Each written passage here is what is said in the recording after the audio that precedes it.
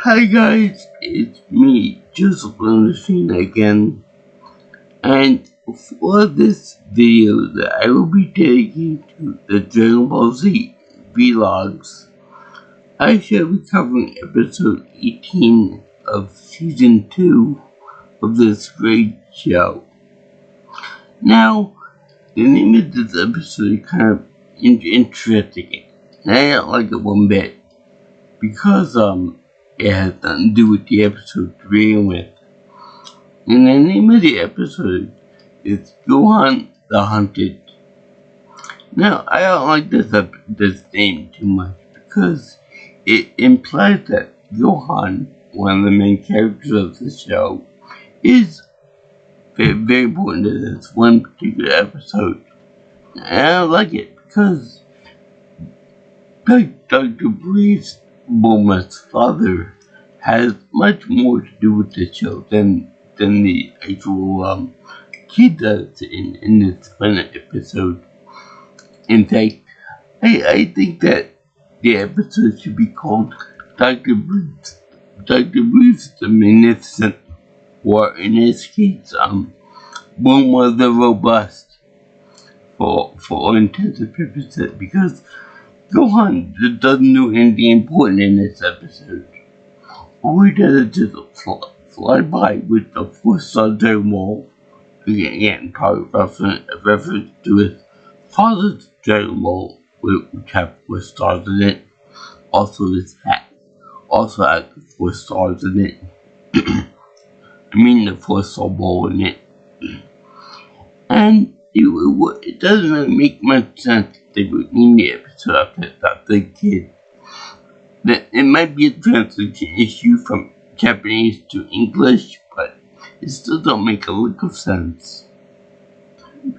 In fact, Gohan is so underutilized in this episode that when they give him the flying animation to hurry up to the 2 big power levels we love Bulma and Krillin, that'd be Vegeta and Zarbon and Ron, we will find out.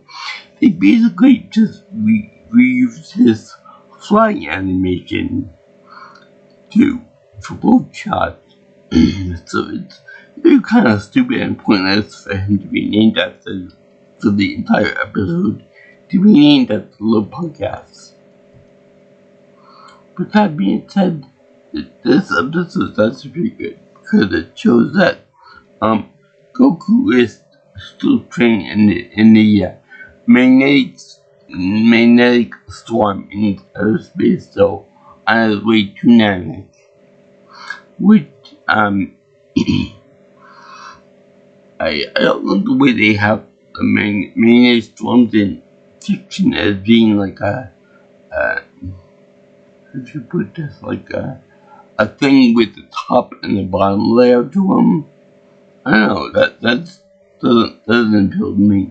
I don't know, just the way they're portraying it in fiction, but it just doesn't seem realistic.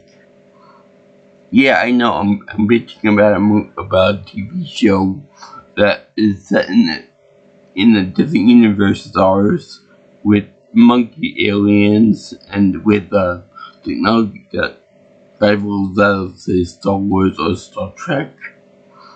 So yeah, realism is really important on this one issue. But that's something else that they have done in the past in other genres too, like in Titan, they do the same thing pretty much with that storm there, among other things too. So I like the fact that they have like in between the 2 top layer and bottom layer of this magnetic storm that Goku has to manage to get through. And I also like the fact that as he's going through the storm, they show like I guess that you would call them the portholes of the ship that's on, where you should let go from the front to the back. So that'd be pretty nice to see that. Also, what's nice is that it showed like stress lines that show the extreme gravity that he's under extreme stress. Normally these lines would be referred to for speed or for power or something, but it's nice to see that in this case. But he ends up getting stuck in a 100 times gravity loop because the magnetic storm outside wreaks havoc on the machine.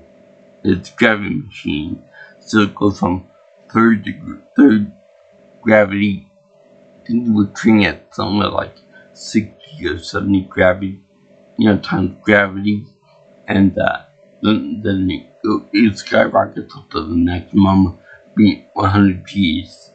I think that maybe it might go above that, but I'm not sure because of the graphics. It might be kind of difficult to tell with the shine of the glass. It might went to 109, for example. But then Goku, when this happens, Goku's in one of the little training simulations where he's hanging upside down trying to do sit-ups. Now, under normal Earth gravity, even today, I still won't do that because it's too much of a risk for blood rushing in my head and for it to be, I will fall down on my back and possibly break my neck by doing that. So I won't do that. I won't even use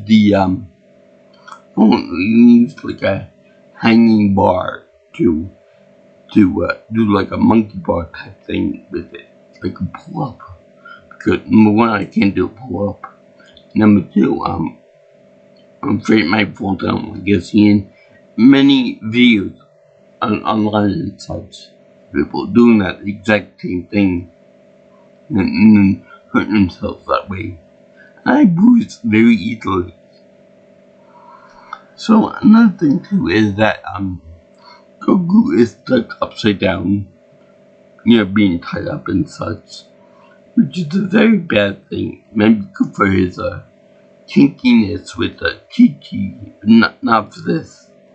Not in this case, because this is the worst scenario with him at 100 times normal gravity. So it might be pretty owie central. And whenever he bleeds or sweats, it falls like normally under normal gravity pressure.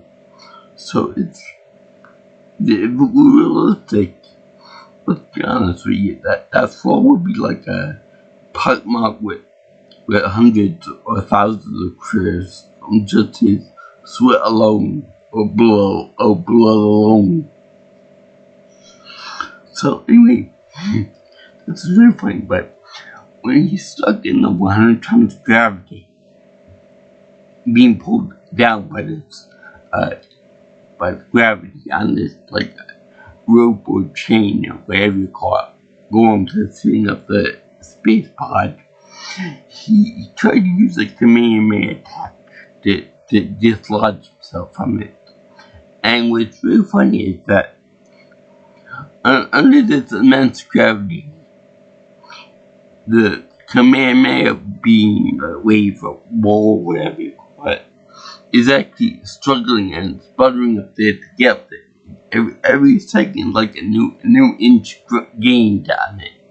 And it's funny because at the end, it just gives up and just goes right back to Goku's face. He dodged it, of course, because of Goku and stuff, but it's still pretty funny. Now, later on, well, I'm gonna say that in this instance, I don't think that Chi and light in general works out that way. Because I don't think that energy is very affected by gravity in that way. Even under like a 1,000 times gravity, that it wouldn't affect it that much. Maybe if you go like a million or a billion times gravity, then we're talking about it sputtering out. But I think that the implication was that because Goku was tired and took it out and all kinds of that kind of thing, that the Kamehameha beam overall couldn't muster up the power to go up there. Even if it could get there, it wouldn't be enough to detonate and release him.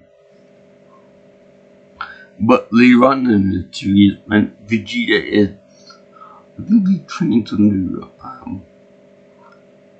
what is it, 500 times gravity? What? Well, anyway, he's very much agile, very much free to move around about, and also his key blast bounces around the flutter thing with the pinball that Dr. Brief set up for him. So I would think that'd be a more realistic way to measure how a key blast would react under such intense gravity. But that's neither here nor there. Of course, this is fictionalized, that kind of key power doesn't exist. And speaking of Vegeta, we have a very interesting instance of him in which he challenges Zarbon to a rematch, in which he demands pretty much that Zarbon transform into his more monstrous reptilian form and continue the fight. Because apparently Vegeta is the only one that actually Vegeta is the only guy that actually saw his transformation and twice and survived seeing it the first time. I guess Master Frieza and or the Ginyu Force don't count for that because they're severely more powerful than Zarbon is. Even while transformed. Nappa might give him a run for his money if he transformed into the giant ape with a monkey. And let's see it now. So yeah, we have the thing where Krillin and Bulma are over there carrying like low rats in the corner, because obviously Vegeta's still a vendetta against them. But one thing I noticed about this show is that once Vegeta realizes that not the top dog anymore, and we realize that Frieza's much more powerful than he is, there's a little bit of change in him. And that can be shown in his outfit, in the same armor. You find out that it's either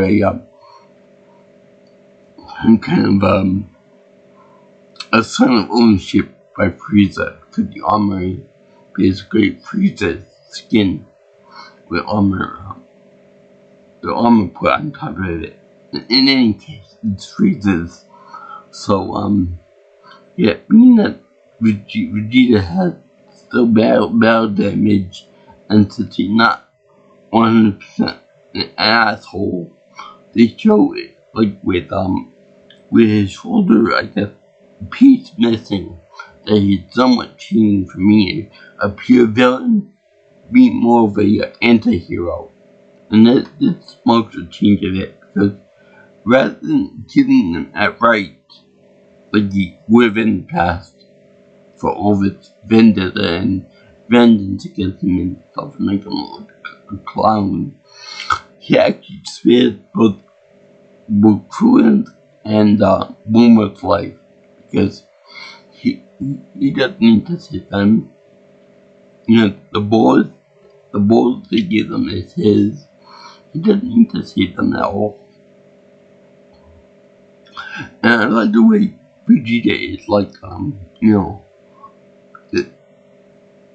compared to what I do to Zarbon, that's nothing compared to what I'll do to you guys. So this is a big fearful moment for those two, because they're human, they can't do anything about Vegeta. But considering what we know later on in this show, that Vegeta ends up romantically involved with Bulma, which is a real funny thing, you know. How does she go from being fearful for her life and Chrome's life to want to fuck the guy and have a kid with him? I don't understand that. I guess women like the bad boys, but still, it's kind of a stretch even for that logical fallacy. Anyway, mean that Vegeta threatens Bulma, you know, with worse than what Zarbon is gonna experience. Would that mean that he's gonna violate her with the same biology? I'm being too here. I don't know what he's gonna add. We got in store for them for Bulma especially, but anyway, she has her heart set on the fact that Zarbon is here to take out Vegeta because she thinks that the pretty boy is gonna beat up Vegeta in his football feet. But Krillin said that that Zarbon knows her, but he doesn't think of her as being what she thinks he thinks of her as. In other words, they better run and fast because Zarbon wants to kill them both. Whereas Vegeta is like 90% evil at this point. This guy is 100% bad to the core. And you know, it's funny because when he does fight Vegeta, it's like it's part of how different there is and whatnot. Even when he's in a humanoid form. And I missed the accent with the Australian accent with Zarbon. But Bulma's in love with the guy called Gaga for him and stuff. Until Vegeta ends up coaxing him into becoming the badass alien form that he loves so much. To check out of Bulma.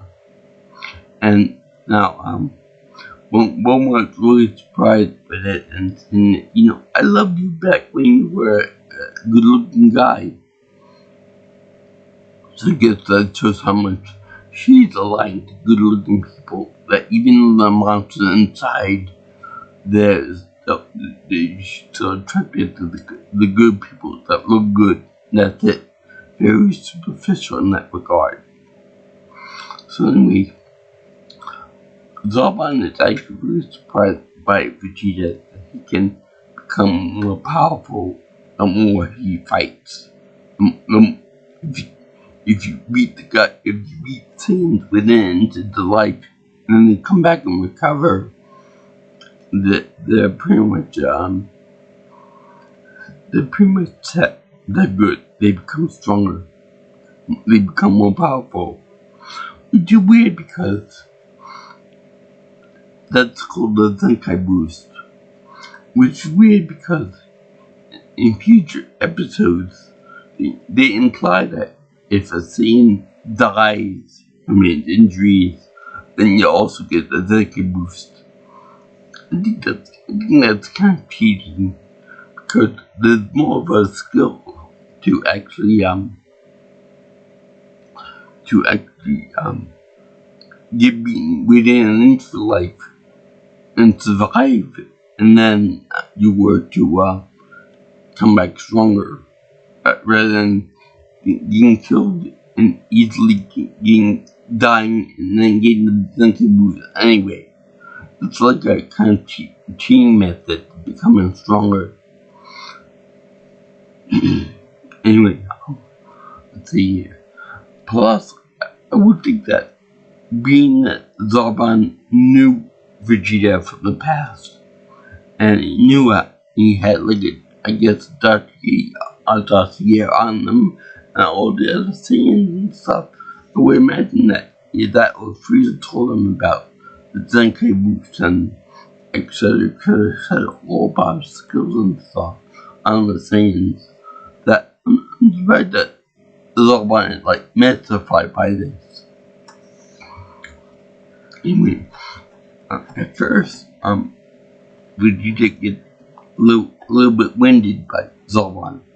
Then, by the end of the fight, some very good jabbing and stuff like that, Vegeta ends up giving him a nice back hit, a nice hit in his back, and then he gets a nice punch right in his gut, right as Zarbon is about to smash his head with his knee again. So then when Vegeta has him in like a bad spot with his fist literally in his gut, he's like, Vegeta, I wanna be your friend, I wanna be your teammate. And Vegeta ends up blowing him to smithereens and making a big huge heat gash right in his stomach, very iconic, and then he throws him into the water. Much like he did with Vegeta in the first fight. So this is actually kind of a vengeance thing, because Vegeta knew how much of a dick Zarbon was in the past. And he actually got revenge on him and quieted him down for good. He humbled him up pretty good too. Thinking that he was superior and all that. But it turned out that Prince Vegeta over there might wipe the floor with Zarbon. And never underestimate the power of Saiyans. And I like the way they parallel this part with Goku's training on the spaceship, in that both of them get beat up nicely, and they end up getting they enjoy it. They enjoy getting beat up because they know that they're gonna get stronger for it because of it. So anyway, they show Vegeta turn around to the humans, say, okay, give me the ball, rather than outright blast them apart. Like you would have on Earth. But because changing, he don't do that anymore. And he also does that, like red fire blasting thing you could key and stuff. Kind of a waste. I won't lie about that. And I like the way when Zarbon goes into the water, he make a big splash as he dies. So anyway, I also really like the fact that when Goku actually does get free from the ceiling, he crawls onto the machine to try to show off by inching his way up to reach the control panel. And then once he shuts it off, he crawls over to the center beams and takes one out by doing the inchworm dance move. And then he very happily dances over to the kitchen area and makes himself a nice little snack. Where a snack consists of saying, but yeah, it's like a 3-course meal for us humans. Not just like Goku. Happy after eating like a pig, and then getting a little snack of food.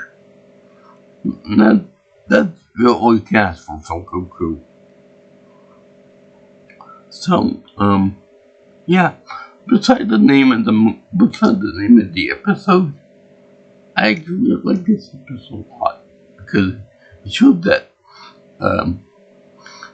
Momo will cream herself for any good-looking guy, whether he be good or evil. Who's looking for the next best thing. I guess you meant to forget about the whole Yamcha going into the spirit realm for whatever reason. But yeah, I like that one. I like the way cool, like keep your pants on, keep your panties on. they're not here for you, they're here for the Dragon Ball. And then the podcast afterwards.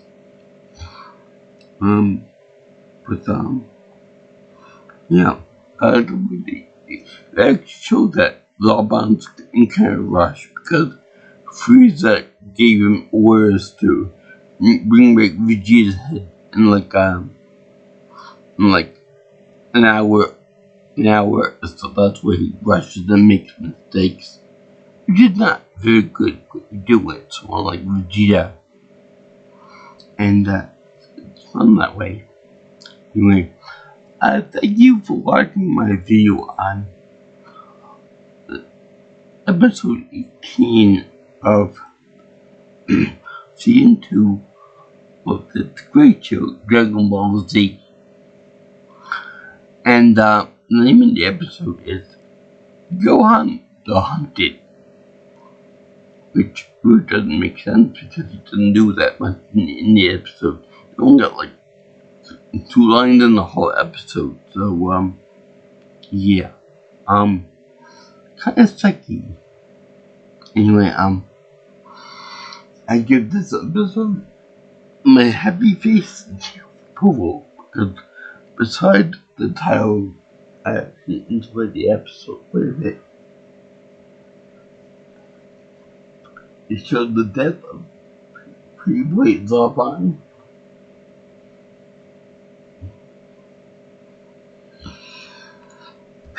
And it showed Vegeta's main his spiritual attack.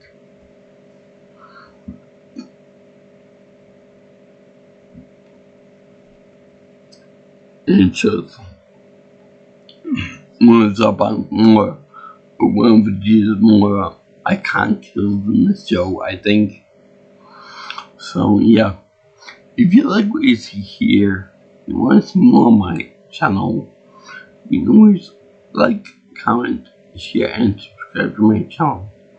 You can also contact me for future videos by calling me or texting me at 631-707-3707. Or if you like, you can follow me on Twitter or X if you prefer it, at PNelsonPro. Also, my email is at jjsviewingchannel@gmail.com. So, as to all you guys and girls out there who train like Goku does.